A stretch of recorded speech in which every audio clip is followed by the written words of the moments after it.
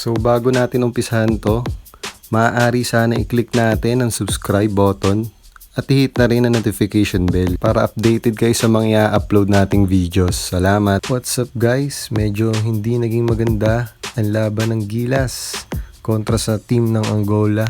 Isang mabigat na talo na naman ang natanggap ng ating Gilas Pilipinas. By the way, nanalo nga pala ang Japan kontra sa Finland. Bale, ang standing nila ay 1-1. Isang panalo, isang talo.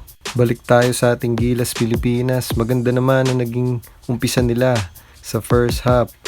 Bale, lumamang pa nga sila dito ng mahigit 10. Ngunit nabawi ito ng Angola. At sila naman ang nagkaroon ng malaking run. 19-5 run ata nangyari doon. Kabayan Jordan Clarkson, medyo hirap siya sa game na to dahil di siya makakuha masyado ng foul. Maganda rin ang naging depensa ng Angola sa ating mga guards. Pinahirapan nga nila dito ang ating mga guards.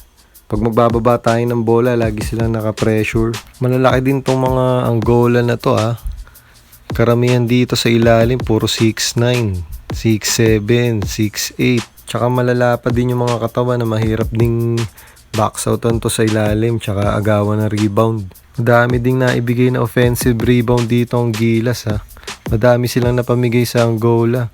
Madami ding fast break points yung Angola. Tapos marami ring second chance point. Madami ding tumikada ng tres sa Angola. Sayang talaga dito yung 10-point lead natin nung first half. Nahabulan lang. Di na maintain yung lamang. Pinaka nakakainis dito yung pag magdadrive si Jordan Clarkson, laging walang foul. Kahit pinipisikal na siya ng mga bantay niya. Doon din na-stress si kabayan Jordan Clarkson sa mga walang tawag na play. Umabot dito sa double digit yung lamang ng Angola sa fourth quarter Bale, umabot din ata yun ng 15. Pero nung patapos na ng fourth quarter, medyo nagkaroon ng mini run yung Gilas Pilipinas. Pinasok kasi si Renz Abando. Sayang hindi masyado nagamit tong player na to. Malaki talaga maitutulong nito si Renz Abando sa Gilas Kaso wala coach pa din masusunod sa rotation.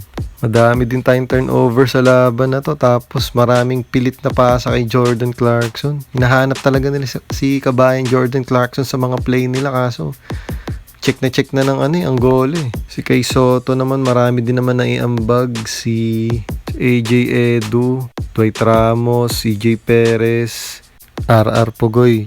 Tsaka syempre, matik na yan si Jordan Clarkson. Marami din na iambag na puntos yan. Kaso mabigat dito, wala naka-double digit sa mga kakampi ni Jordan Clarkson.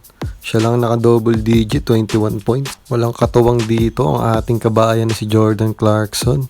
Pagdating sa scoring, kulang tayo sa mga shooters sa labas, kulang tayo sa mga 3-pointers. Sana magkaroon na rin ng Gilas ng European style na system sa paglalaro nila para makasabay tayo sa ibang bansa.